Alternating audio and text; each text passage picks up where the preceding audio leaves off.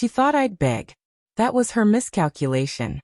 When she told me, "Go ahead, move out," her eyes gleamed with the arrogance of someone certain she had already won. She imagined I'd crumble, crawl back, unable to stand without her. Instead, I packed quietly. No shouting. No pleading. Just folded shirts, shoes lined neatly, and the hollow thud of a door closing behind me. It was the silence that unsettled her.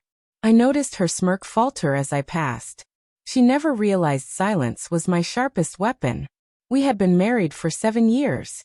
7 years of shared dinners, whispered promises, and nights I thought were spent building a future together. I worked long hours, believing I was laying the foundation for us. She said I was always tired. I thought I was providing us a home. She was busy letting another man into our bed. At first, I brushed off the signs.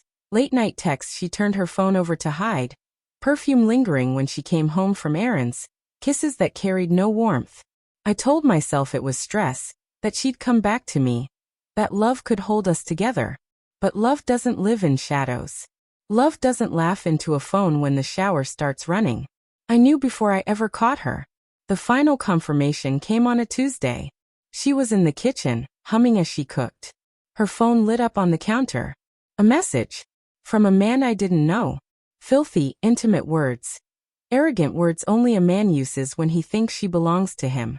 I tasted copper in my mouth as I forced myself to stay calm. She stirred the pot, smiling at me like everything was fine. But the woman standing there wasn't my wife anymore. Just a stranger wearing her face. I didn't confront her. Not yet. Confrontation is for the impulsive. Revenge is for the patient. So I started gathering. Bank records, phone bills, GPS logs from her car. I dismantled our finances piece by piece until the truth surfaced.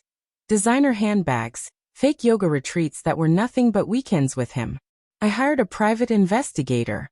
Within 2 weeks, I had photographs.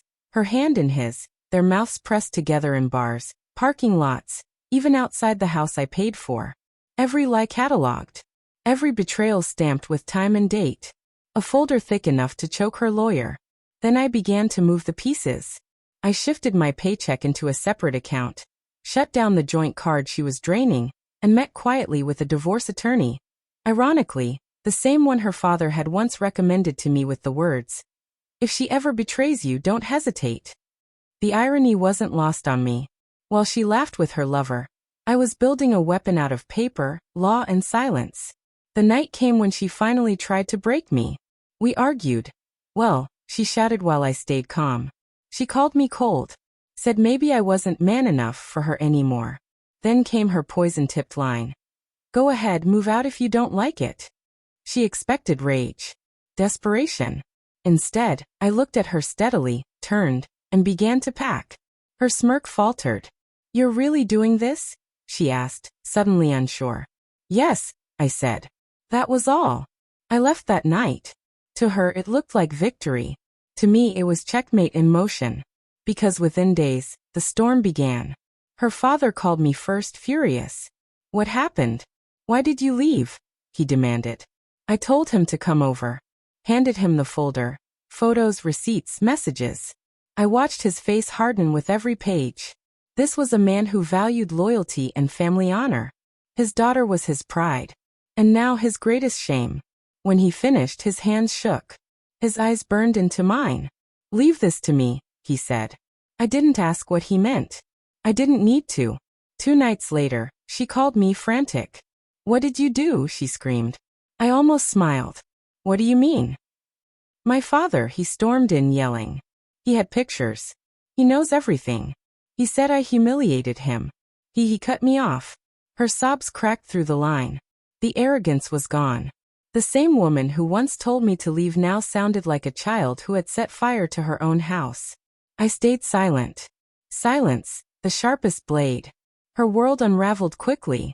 Her father cut off financial support. Friends she bragged to now whispered about her. Her lover vanished the moment her money dried up. I heard she tried to call him, begging him to stay. But men like him don't love, they consume. And when the feast ends, they move on to fresher prey. She reached out to me again, apologies, tears, promises to change. But I was already gone. My lawyer filed for divorce with undeniable proof of adultery. I walked away with the house, the savings, and ironically, her father's quiet respect. I can almost picture her face when her father slammed that folder down in front of her, roaring. Do you know what he just did?